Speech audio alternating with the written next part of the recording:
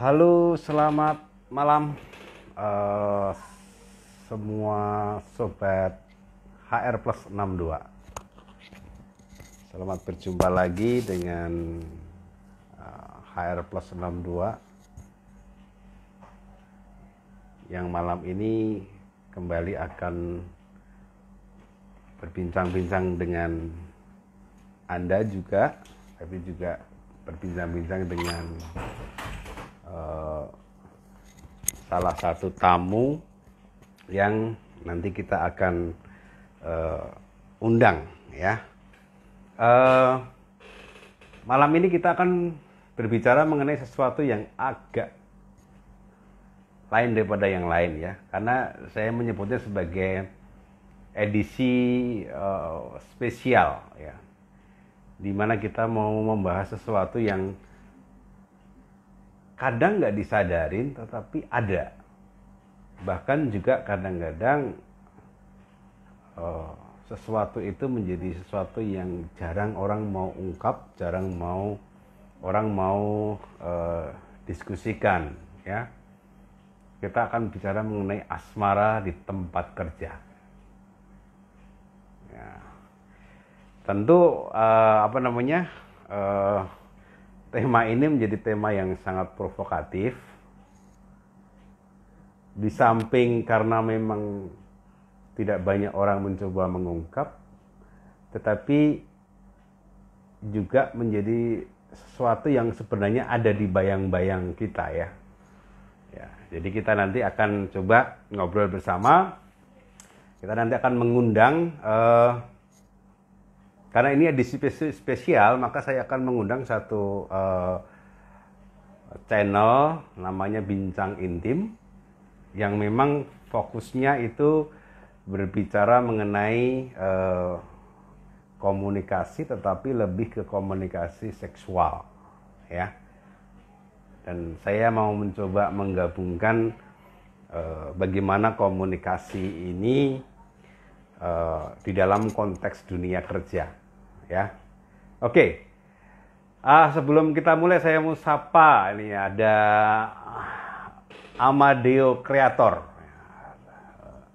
Ini Pak Happy ini kalau nggak salah ini. Kemudian ada Mbak Dio ya. Selamat malam Mbak Dio. Ada Pak Dinar. Ya, Pak Dinar itu di Magelang ya kalau nggak salah. Magelang ya. Kemudian ada juga Nurul ya. Nah, ini Bincang Intim sudah mulai hadir. Kita akan coba undang ya.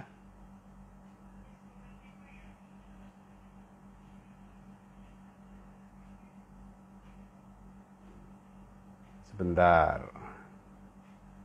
Saya akan undang dulu.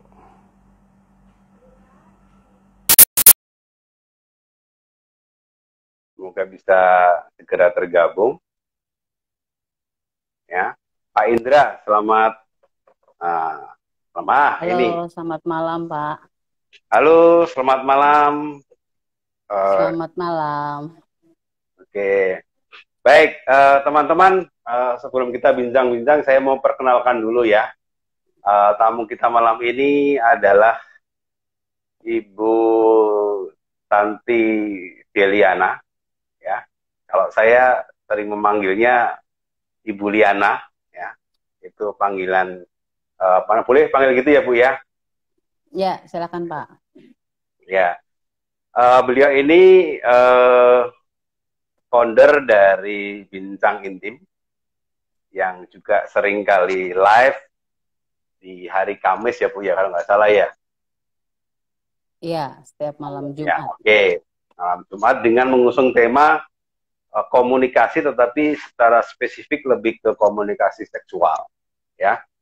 Beliau Ya, ini sekarang sedang menyelesaikan doktoral komunikasinya di Universitas Shahid ya. Kemudian juga menjadi librarian manager serta dosen ya Bu ya, dosen komunikasi ya. iya, Pak. Oke, baik. Uh, ini Bu Liana. Jadi malam ini secara spesial kita undang Ibu di HR Plus 62 itu untuk mencoba bersama-sama berbicara mengenai tema yang mungkin agak provokatif ya, yaitu asmara di tempat kerja. Kenapa mesti di tempat kerja? Ya karena ini kan HR Plus 62. Jadi saya harus tempatkan ini dalam konteks tetap di konteks HR. Ya. Nah di live kita ini ada banyak teman yang nanti join. Jadi kalau mau ada pertanyaan-pertanyaan, silahkan boleh ditanyakan dengan menulis di kolom komentar. Nanti saya akan tanyakan kepada Bu Liana, ya. Ya, silakan Pak. Ya, oke, baik. Bu Liana, kita mau mulai dulu ya Bu ya dengan apa namanya? Dengan sebenarnya ketika Ibu membaca judul ya, asmara di tempat kerja. Sebenarnya apa sih Bu yang ada di benak Ibu pertama-tama ketika membaca judul itu apa yang sebenarnya secara spontan itu keluar di dalam benak Ibu? Silakan Bu. Iya Pak. Jadi terima kasih nih udah diundang ikutan join di Instagramnya HR Plus 62.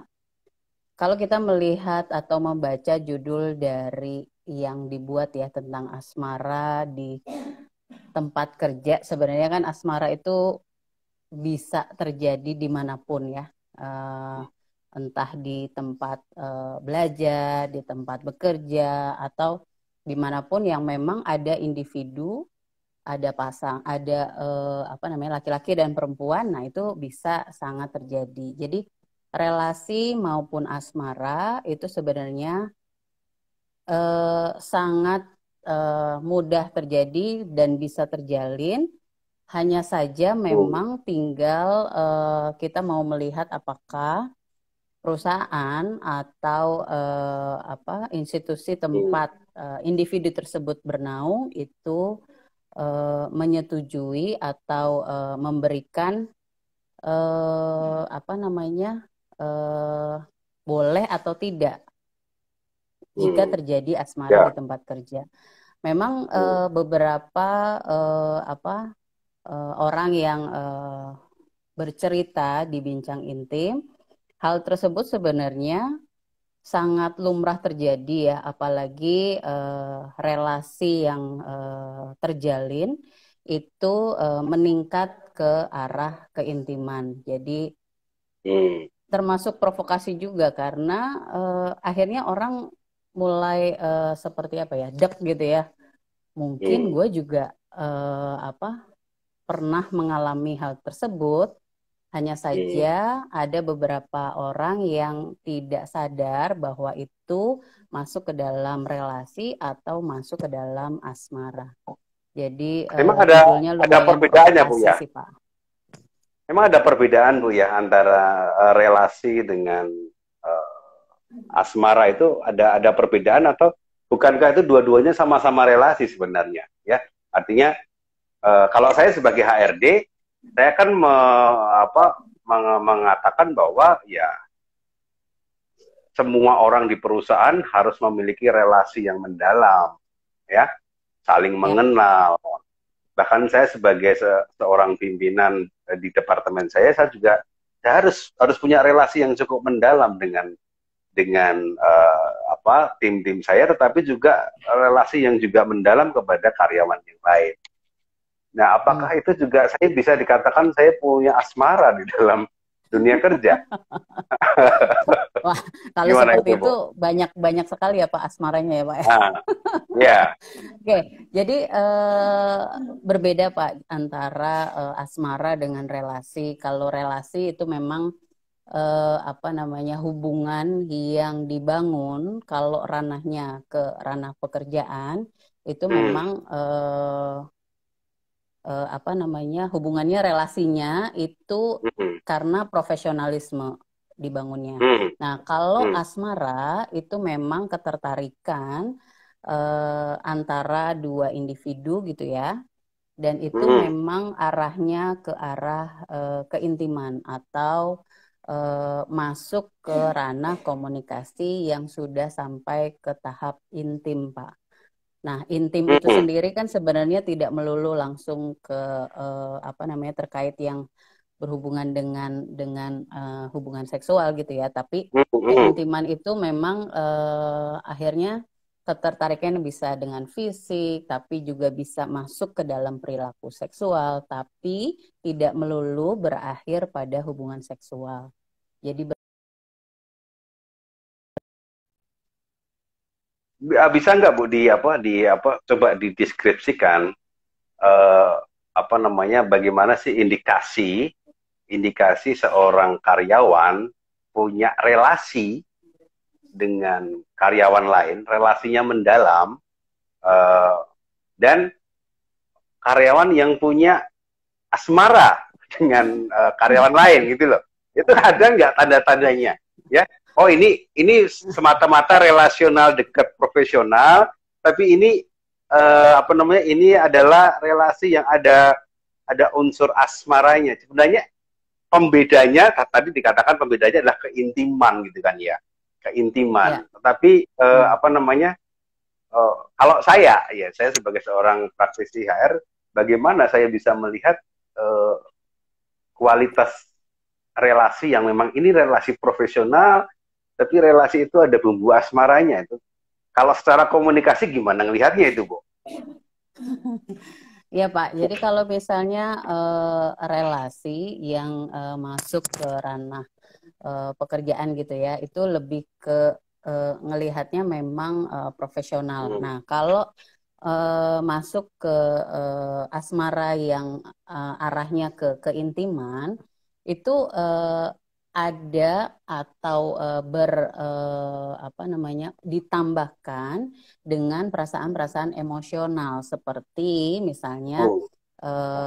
apa komunikasi nonverbalnya, lalu Hmm. cara-cara menanggapi komentar-komentar dari rekan tersebut, lalu Hmm. cara menyentuh gitu ya, mau ngasih pulpen tapi megangnya berbeda gitu ya, lalu apa? Nah nanti Hmm. arahnya memang asmara itu ke arah keintiman.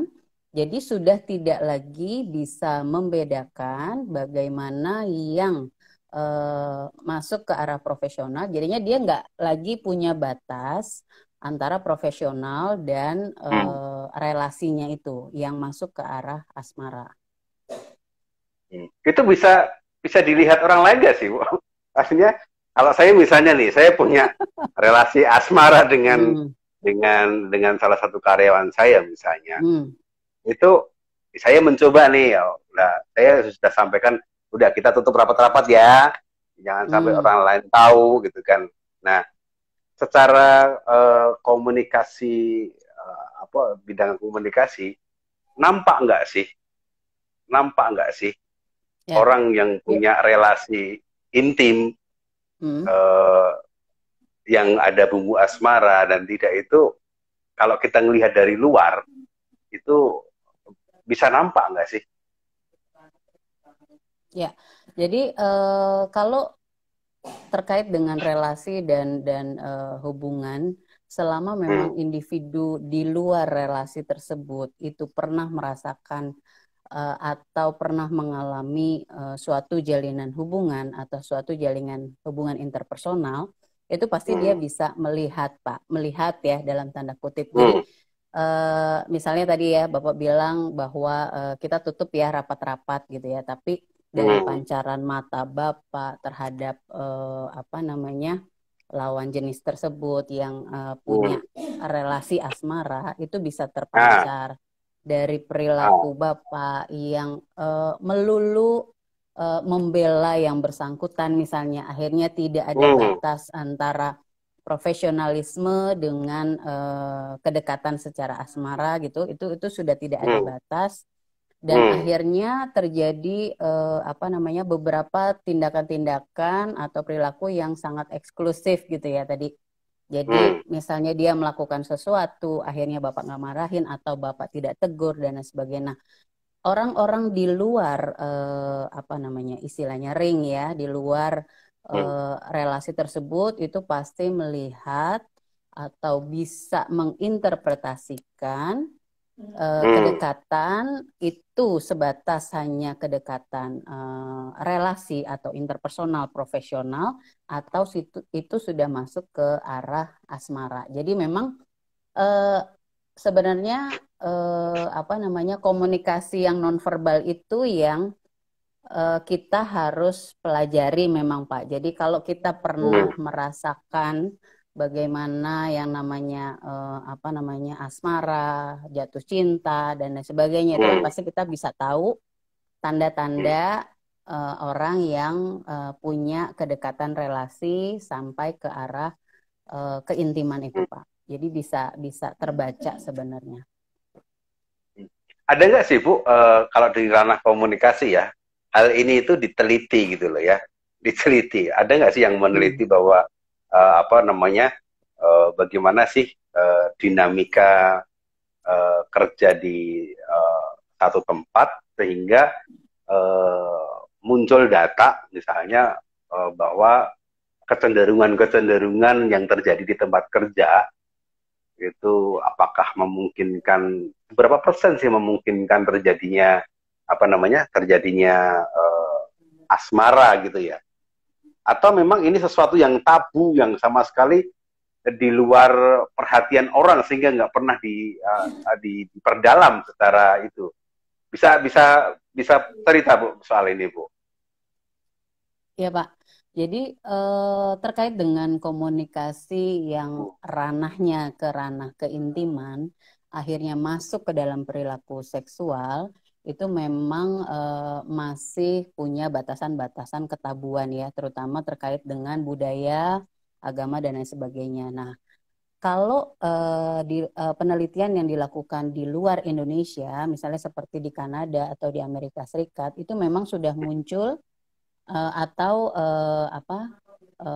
karyawan-karyawan itu mau diteliti apakah memang dia punya relasi asmara atau hanya relasi profesional.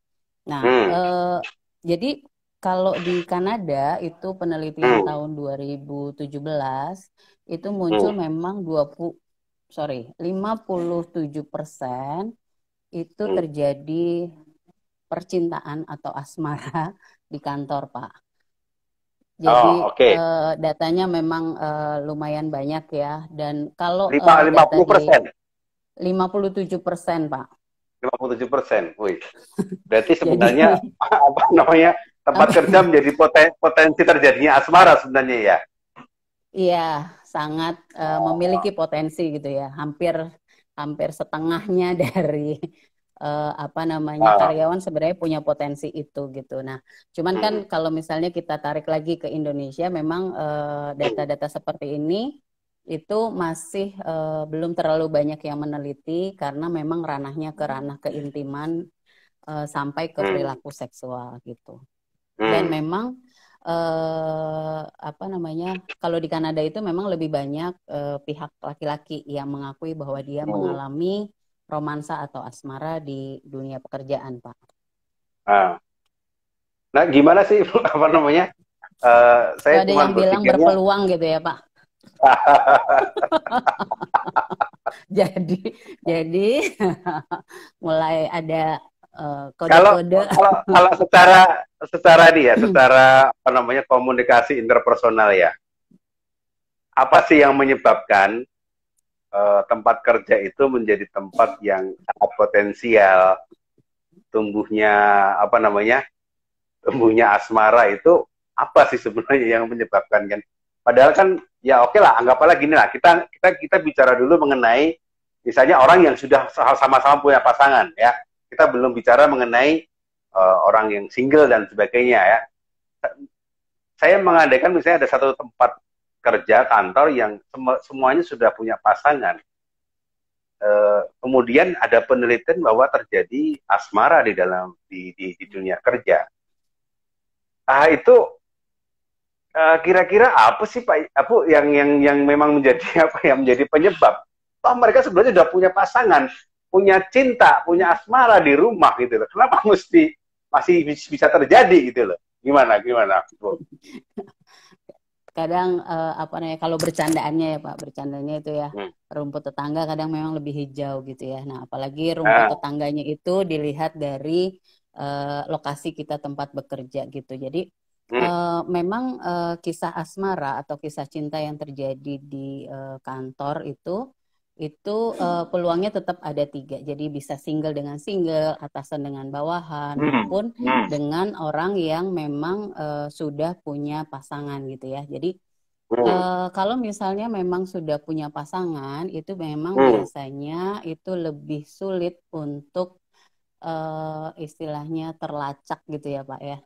Jadi hmm, untuk diketahui itu sebenarnya lebih sulit. Tapi sebenarnya kan kita hmm, bisa melihat tadi ya pakai menggunakan komunikasi nonverbal gitu ya. Jadi hmm, kita bisa melihat dan memang interaksi yang terjadi di kantor itu kan memang sangat tinggi ya intensitasnya. Jadi hmm, karena apa, sering ketemu, sering melakukan hmm, proyek bareng, akhirnya bercerita, hmm, lalu melakukan intensitas atau apa namanya, seringnya berkomunikasi gitu ya. Jadi hmm, ada konsistensi gitu ya, selama misalnya 6 bulan bersama di biro yang sama, melakukan proyek yang sama, ketemunya itu ya, aja, dia aja. Nah itu kan hmm, sebenarnya pasti, bukan pasti ya, penelitian memang mengatakan bahwa itu sangat berpeluang gitu. Jadi hmm. itu yang akhirnya ranah orang yang sudah punya pasangan juga bisa bisa terjalin asmara di kantor, Pak. Berarti sebenarnya gini ya, sebenarnya bisa jadi orang yang secara relasi itu dengan pasangannya itu harmonis, itu bukan Mm-mm. berarti dia akan terbebas dari asmara di tempat kerja ya. Iya, Sangat karena mungkin bisa tetap asmara, terjadi ya. iya Hmm. bisa bisa tetap terjadi, Pak. Karena orientasinya kalau yang sudah punya pasangan itu Hmm. ada yang memang akhirnya itu sampai hubungan seksual, tapi ada juga yang memang tidak sampai ke hubungan seksual. Dia mungkin punya latar belakang apa namanya, kurang terisi hatinya, mungkin ada Hmm. celah-celah yang akhirnya terisi dari rekan kerjanya yang tadinya tidak Hmm. punya tempat curhat jadi sering curhat sama rekan Hmm. kerjanya. Nah, itu yang akhirnya bisa mengarah ke keintimasi itu, Pak, keintiman dari apa namanya, relasi pekerjaan. Hmm. Ya artinya kalau gitu sebenarnya kalau kita bicara asmara di tempat kerja itu tidak selalu identik dengan hubungan seks, ya. Ya. Ya, jadi sebenarnya intinya kepada bagaimana relasi itu menjurus kepada satu keintiman ya. Ya, ke Ya. keintiman dan Hmm. terjadi perilaku-perilaku seksual, Pak. Jadi perilaku seksual Hmm. itu bukan langsung melulu ke hubungan seksual, tapi ada Hmm. perilaku-perilaku seksual gitu. Hmm. Jadi misalnya pegangan tangan gitu ya di kantor gitu ya, Hmm. terus apa namanya, mungkin mencium di kondisi ruangan yang tertutup. Nah, itu kan Hmm. sudah mengarah ke perilaku-perilaku seksual sebenarnya, Pak. Saya pernah baca itu Bu, di satu artikel ya bahwa sebenarnya pandangan mata pun bisa menjadi salah satu bagian dari perilaku seksual ya. Iya, Pak. Mm-mm. Ya. Itu masuk ke Nah itu komunikasi nonverbal. gimana Bu bisa dijelaskan kenapa pandangan mata seperti apa sih pandangan yang seksual itu ya bagaimana jadi saya sebagai laki-laki kan jadi ngeri-ngeri sedap nih ya, saya mesti mandangnya bagaimana ya kan supaya pandangan saya itu nggak diartikan sebagai pandangan seksual gitu loh. Oke, jadi pandangan yang mengarah ke perilaku seksual memang dia pasti menyiratkan atau mengandung apa namanya, istilahnya apa ya Pak? Pancaran ya. Pancarannya kan Hmm. kalau ngeliatin biasa itu kan pasti dia hanya melihat bahwa ada objek di depan gitu ya. Tapi kalau Hmm. pandangan mata yang dia sudah mengarah ke perilaku seksual, itu pasti dia punya, jadi kayak matanya tuh berbicara gitu loh Pak.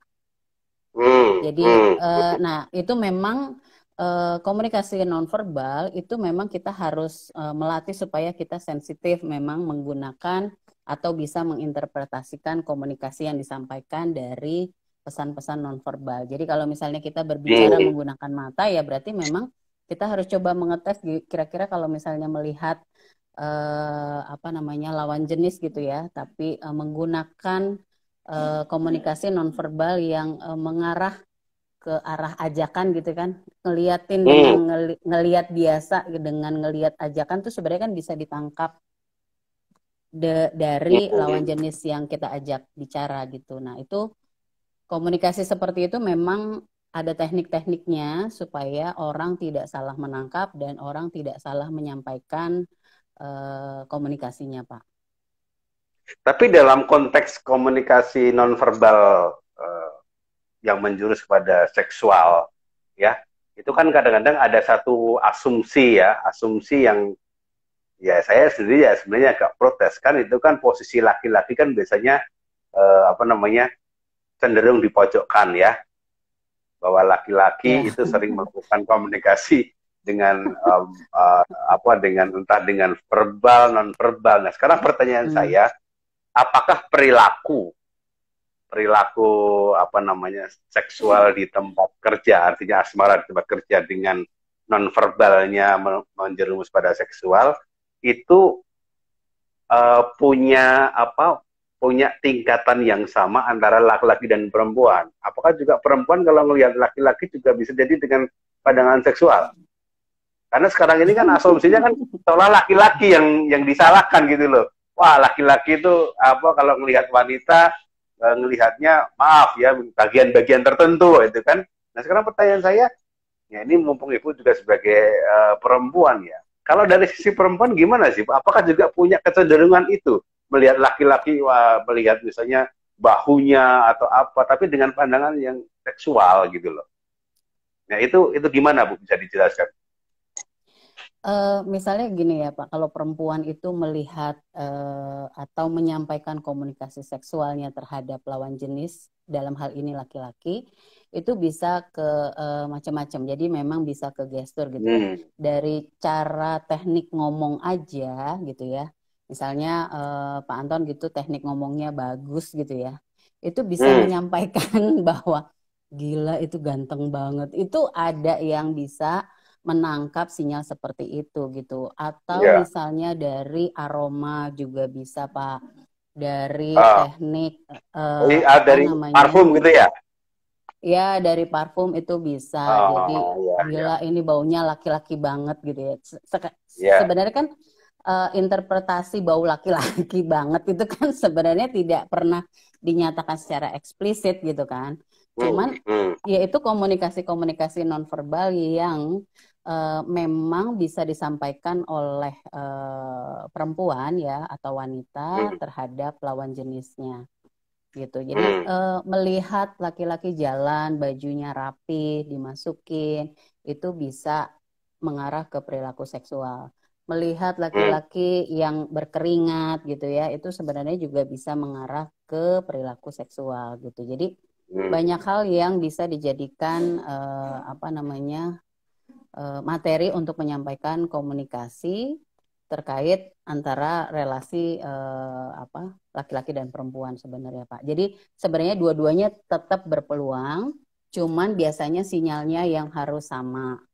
Jadi kalau misalnya terbiasa menyampaikan komunikasi dengan baik, itu biasanya dia bisa ngirim-ngirim atau ngode-ngode gitu ya. Dan kalau sinyalnya sama nih, tek gitu ya, nah itu bisa terjadi, akhirnya bisa nyambung. Oh, oke. Nah, kalau misalnya bisa nggak sih terjadi GR bisa, di Pak. Tempat kerja? Di tempat kerja GR, waduh, kayaknya itu Jadi ada satu mispersepsi ya. saya mempersepsikan orang seolah-olah dia punya perhatian kepada saya, tapi sebenarnya itu yang bersangkutan sendiri tidak bermaksud seperti itu, ya. Nah, mispersepsi ini bisa terjadi nggak sih di dalam dunia kerja terkait dengan apa relasi yang lebih ke intim tadi?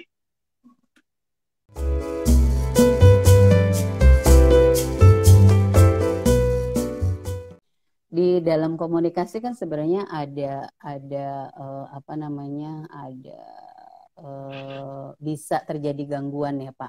Gangguan tersebut kan bisa macam-macam gitu. Nah, termasuk itu yang akhirnya orang salah menginterpretasikan ataupun akhirnya orang salah menggunakan tanda-tanda ya. Bisa ke arah semiotiknya, bisa ke arah komunikasi nonverbalnya. Jadi banyak hal yang sebenarnya itu ya. Tadi kalau nggak sama ya akhirnya ada yang GR, ada yang gue udah ngasih kerja tapi orang itu nggak nangkep. Nah itu bisa terjadi dan kalau di dunia kerja itu sebenarnya sangat berpeluang untuk itu. Hanya saja kita juga harus paham bahwa memang di dalam komunikasi itu ada beberapa hal yang akhirnya tidak sama dan itu terjadi gangguan. Jadi bisa macam-macam dan itu memang diteliti di komunikasi gitu Pak. Jadi ada gangguan itu yang kegeeran atau nggak nangkep gitu ya, nah, itu bisa terjadi. Bu Liana, kalau misalnya nih Bu ya, yang namanya asmara itu kan sesuatu yang dalam konteks tertentu kan apa namanya satu kondisi di mana membuat hati itu menjadi apa namanya ya kalau istilahnya anak-anak yang muda kan berbunga-bunga dan sebagainya ya kan, apalagi kalau misalnya apa namanya itu terjadi di dunia kerja. Bukankah sebenarnya relasi yang apa cenderung intim itu punya sisi positifnya? Artinya orang menjadi punya semangat untuk datang kerja, ya kan? Ya, mau macet apapun juga nggak ada masalah. Saya nanti mau ketemu dengan dia, ya kan? Nah, itu kan sekarang permasalahannya kan permasalahan soal moral, ya kan? Secara moral kan memang tidak, itu sesuatu yang tidak baik, kan gitu kan ya. Ketika sama-sama sudah punya pasangan. Nah, sekarang pertanyaan saya adalah, kalau apa namanya asmara di dunia kerja itu terjadi kepada dua orang yang sama-sama belum memiliki pasangan, ya apakah kemudian sah-sah saja, ya sah-sah saja dalam arti ya it's okay atau harus bagaimana ya? Apakah ini justru ya saya sebagai HRD bisa nggak mengapa namanya menyarankan kepada karyawan yang belum pada punya pasangan itu, udahlah kalian pada jadi-jadian lah gitu, supaya memang secara kinerja menjadi lebih tersemangati ke kantor itu. Nah itu gimana Ibu melihatnya ini? Ya kalau apa namanya misalnya relasi atau hubungan itu terjalin dalam rangka untuk menyemangati ya, kalau udah semangat itu kan jadinya produktif gitu ya Pak ya. Nah ya, itu apa namanya itu sih sah-sah aja gitu ya. Hanya saja apakah memang orang-orang tersebut yang menjalin relasi di dalam pekerjaan itu menjamin bahwa orang-orang tersebut ya, dalam hal ini kan bisa laki-laki dan perempuannya itu punya jaminan bahwa dia bisa bekerja dengan profesional gitu ya. Karena kan kalau dalam pekerjaan terus akhirnya terjalin asmara kan akhirnya yaitu tidak bisa lagi menjamin bahwa saya bisa profesional gitu loh. Misalnya Pak Anton gitu ya nunjuk apa namanya karyawan untuk membuat proyek ini, ditunjuk dengan yang A gitu, A dan B itu nggak mau karena dia sebenarnya punya asmara dengan si C misalnya. Nah, Oke, oke. gara-gara hal Ya. itu, akhirnya dia sebenarnya kan Pak Anton misalnya di HRD punya penilaian-penilaian khusus bahwa sebenarnya A dan B Hmm, itu sebenarnya mampu untuk melakukan. Tapi karena A hmm, itu tidak serk dengan B, jadinya dia lebih memilih untuk bekerja dengan C. Padahal ujung-ujungnya karena yang disasar itu adalah asmaranya, jadi dia hmm, tidak hmm, lagi bisa bekerja dengan profesional. Akhirnya proyek hmm, yang harusnya bisa kelar dalam 1 bulan misalnya itu hmm, terbengkalai atau mundur hmm. dari target yang Ya, sudah ya.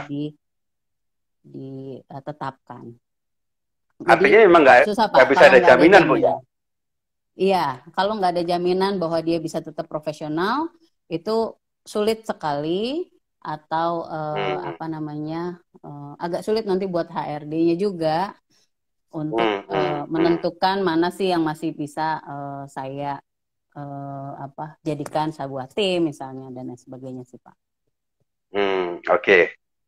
Bu, kalau misalnya nih ya, Bu Liana mungkin di dalam satu ketika mempelajari case-case komunikasi seksual terutama antar pasangan gitu ya, seberapa jauh sih atau seberapa penting sih harmonisasi atau harmonisnya hubungan eh, dengan pasangan itu perlu dibangun supaya apa? Supaya bisa mencegah efek-efek yang tanda petik pelarian-pelarian ya, entah di tempat kerja, entah di mana, sehingga dia membangun satu komunikasi atau satu keintiman baru gitu ya. Ya, ada nggak sih faktor-faktor lain atau faktor-faktor pemicu selain ungkapan bahwa rumput tetangga lebih hijau gitu loh. Kalau itu udah pastilah ya namanya rumput tetangga pasti hijau gitu kan udah pasti. Tapi kan tidak selamanya dimotivasi oleh itu gitu loh. Nah, kira-kira nih Bu di dalam entah penelitian Ibu atau Ibu belajar mengenai komunikasi seksual, sebenarnya apa sih yang membuat atau memicu terjadinya eh, keintiman lain ya, keintiman lain di luar pasangan yang kalau dari penelitian tadi itu paling potensial di tempat kerja kan gitu kan ya. Ya. Ya. Nah, sekarang ada nggak sih faktor-faktor lain gitu loh, kecuali bahwa ya memang rumput tetangga lebih hijau gitu. Tapi ada nggak sih faktor yang biasanya memicu gitu? Bisa diceritakan, Bu? Ya, karena memang kalau yang sudah punya pasangan gitu ya Pak, kalau yang sudah punya pasangan dia pasti dia di dalam relasi yang terjadi di kantor itu pasti ada relasi-relasi yang terjalin di luar intensitas pekerjaan gitu ya.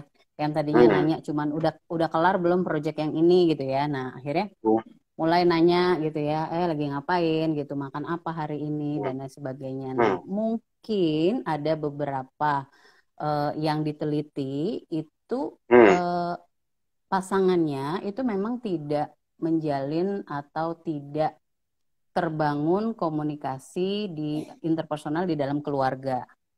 Itu yang Hmm. mengakibatkan akhirnya individu tersebut mencari keintiman lain di luar Hmm. rumah Hmm. tangganya gitu. Hmm. Nah, yang menjadi peluang adalah setelah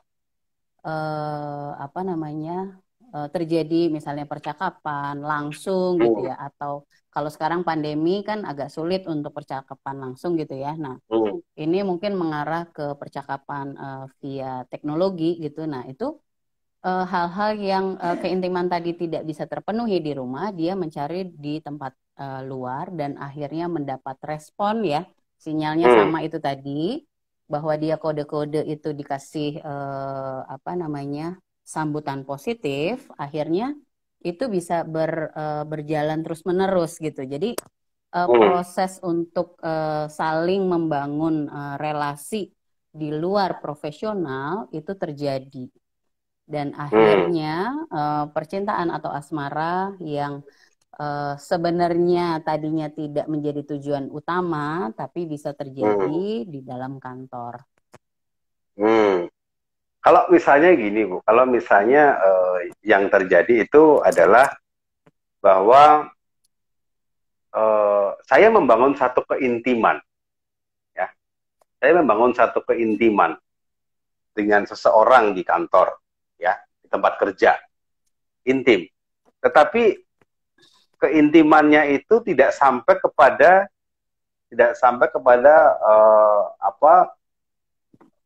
aktivitas-aktivitas yang menjurus kepada intimitas seksual, ya. Ya, itu apakah itu masih bisa disebut sebagai asmara di tempat kerja? Kalau iya, berarti ada satu satu tingkat-tingkat intimitas, ya. Kalau saya itu kadang berpikir kalau kita itu kan mengenal kata yang namanya kata selingkuh gitu ya, selingkuh. Nah sebenarnya selingkuh itu ketika terjadi relasi di luar formal sehingga sampai kepada aktivitas seksual, atau selingkuh itu bisa terjadi hanya karena membangun keintiman. Nah, ini gimana ditanggapin nih Bu? Ya, kalau bisa nggak sih saya membangun keintiman, saya membangun keintiman, tapi saya nggak akan sampai pada aktivitas seksual gitu loh. Artinya masih sehatkah intimitas di dunia kerja yang saya bangun itu? Ya, kalau keintiman memang ada jaminan bahwa dia bisa tetap profesional sih, harusnya itu masih bisa diokekan Pak. Tapi kalau arahnya atau landasannya itu akhirnya membangun keintiman dan eksklusif, dan akhirnya orang tersebut, dua orang tersebut itu tidak bisa menjaga batasan-batasan profesional, itu memang arahnya sudah ke arah perilaku seksual. Jadi kalau sekarang kan pandemi akhirnya bisa dibatasin ya Pak, jadi dia tidak akan bertemu secara langsung gitu ya, karena memang di penelitian yang peneliti Kanada itu poinnya atau hasil penelitiannya itu tinggi di asmara itu terjadi gara-gara relasi atau komunikasi yang terjalin terus-menerus secara langsung. Nah, kalau pandemi seperti ini, berarti kan relasinya atau asmaranya itu dibangun berdasarkan teknologi misalnya ya.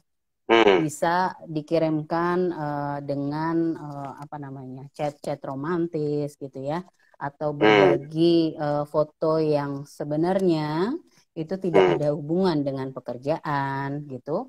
Lalu akhirnya terbangun romantisme dari masing-masing individu tersebut gitu ya. Jadi misalnya seperti ini, salah satu individu gitu ya, dia curhat sebenarnya, dia cerita tentang pasangannya. Sebenarnya kan dia harusnya menyelesaikan konflik rumah tangganya itu di mereka berdua gitu kan, tapi dia lebih nyaman itu bercerita dengan orang lain. Dalam hal ini jenis kelaminnya berbeda dengan dia, akhirnya membangun udah sabar gitu ya. Nah, hal-hal seperti itu dari chat-chat yang seperti itu akhirnya oh iya kayaknya dia lebih sabar ya dari pasangan gue gitu kan, bahwa dia itu ternyata bisa memberikan solusi-solusi gitu, dan akhirnya terbangun bunga-bunga tadi, bunga-bunga tersebut yang akhirnya perasaan-perasaan emosional itu lebih mengarah ke emosional ketimbang ke profesionalismenya Pak. Oke, Bu, bahaya nggak sih Bu ungkapan-ungkapan yang yang krusial gitu ya? Artinya gini loh, saya itu kan kadang-kadang kan gini loh, saya supaya membangun satu keakraban ya kan, ya misalnya ada Pak Anton gitu, saya bilang ya sayang, ada apa sayang? Ya kan?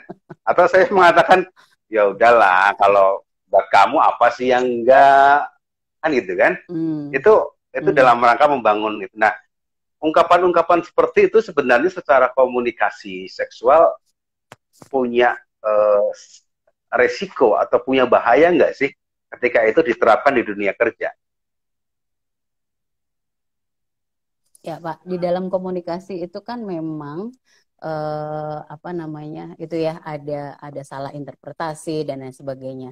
Kalau yang baru kenal dengan Pak Anton, terus Pak Anton balas dengan Hai sayang, gitu kan, dia belum kenal Bapak nih secara personal gitu ya.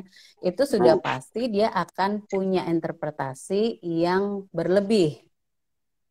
Oke. Gitu ya. Tapi kalau misalnya yang bersangkutan sudah kenal, itu dia mungkin sudah paham bahwa Pak Anton itu manggil sayang, manggil apa sih yang enggak buat kamu gitu. Itu memang dilakukan ke banyak perempuan gitu. Jadi apa namanya sinyal bahwa Pak Anton itu tidak ada maksud apa-apa itu sebenarnya sudah ditangkap oleh staff gitu atau rekan kerja, akhirnya itu tidak menghasilkan interpretasi yang negatif.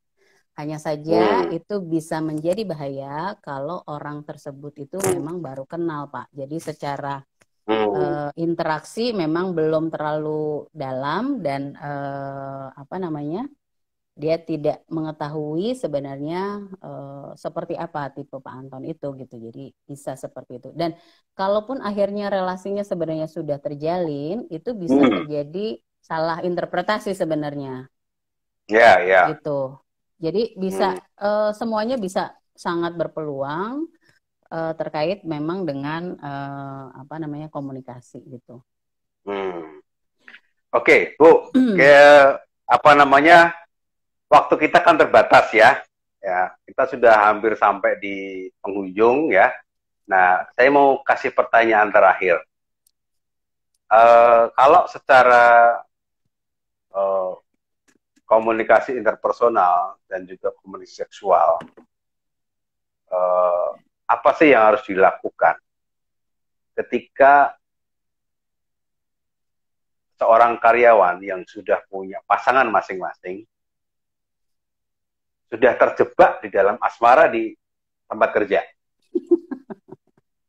Itu apa yang harus dilakukan? Orangnya ada yang enggak?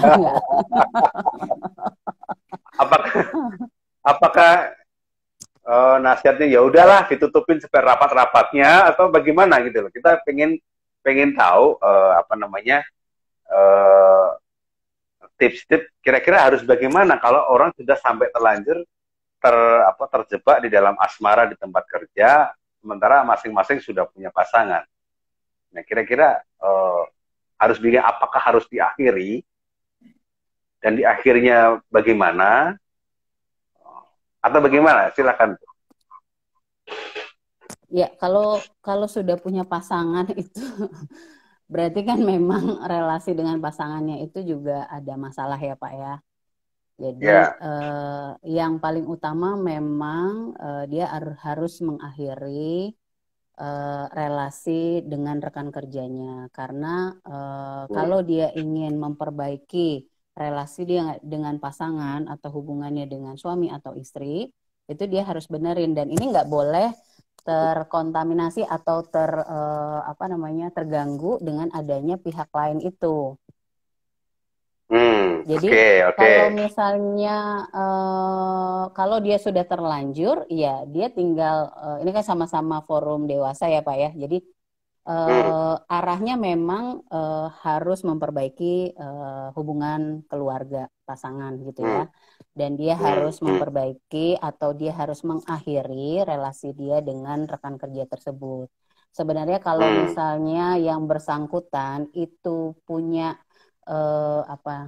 niatan atau punya keinginan yang tinggi, dia akan memberitahukan Bapak mungkin sebagai HRD-nya untuk meminta supaya dia jangan dikasih pekerjaan yang memang berhubungan dengan rekan kerja tersebut gitu. Jadi tidak ada kesempatan ya dalam pekerjaan yang akhirnya relasi atau kedekatan secara asmara itu bisa terbangun terus gitu. Yang tadinya kita mau selesaikan, tapi digabungkan lagi di proyek yang sama. Akhirnya ketemu lagi. Nah itu kalau yang bersangkutan merasa bahwa dia harus mengakhiri, dia akan bertemu dengan HRD manajernya dan dia meminta untuk minta tolong saya mungkin dimutasi atau dialihkan ke biro lain supaya tidak bertemu dengan yang bersangkutan. Tapi kalau akhirnya tidak bisa, ya pilihannya tinggal mau keluar atau enggak gitu supaya itu harus diakhiri. Itu untuk yang sudah punya pasangan, Pak. Nah, Oke, baik. Ya, Bu, silakan, Bu. Kalau yang sama-sama single enggak ya? Enggak usah, dibiarin aja. Nah, enggak usah, kalau itu kan haknya mereka, ya kan? Ya, oke. Enggak usah lah, ya. Cuman jangan sampai mengganggu ya, Pak. Ya, oke. Oke, baik, Bu. Kita udah sampai di penghujung live kita, ya. Terasa cepat karena memang temanya cukup menarik. Ya, mungkin nanti kalau memang ada kesempatan lain kita akan undang lagi Ibu untuk membicarakan tema-tema yang masih kurang lebih punya nada yang sama lah ya. Nah, ya, Pak. Sebelum kita akhirin, saya mau minta Ibu kasih tips-tips atau mungkin statement-statement untuk menutup ini untuk mensikapi fenomena asmara di tempat kerja. Silakan, Bu. Iya, Pak. Karena memang saya pemerhati ya komunikasi gitu ya. Saya akan berbicara terkait dengan komunikasi. Jadi kalau para follower HR plus 62 itu ingin membangun relasi interpersonal di dalam dunia kerja, bangunlah secara profesional. Jadi keintiman yang dibangun itu silakan dibangun dengan batasan-batasan keintiman itu sendiri. Jadi selama memang bisa menjamin yang bersangkutan tetap profesional, harusnya relasi interpersonal itu bisa selalu dibangun dan ditumbuhkan. Itu aja, Pak. Oke, baik. Terima kasih Ibu Liana atas waktu dan ilmu yang sudah dibagikan dengan kita. Terima kasih juga kepada teman-teman yang sudah berpartisipasi. Bagi yang belum bisa join live kita, nanti akan kita linkkan ke channel YouTube sehingga bisa diikutin ulang bagi yang memang belum mengikutin. Oke, akhir kata terima kasih Bu Liana ya. Semoga nggak kapok mampir di HR62, dan kepada teman-teman yang lain terima kasih atas partisipasinya. Kita ketemu di episode lain dengan tema-tema yang lain. Terima kasih semuanya. Ya, dadah. Dadah.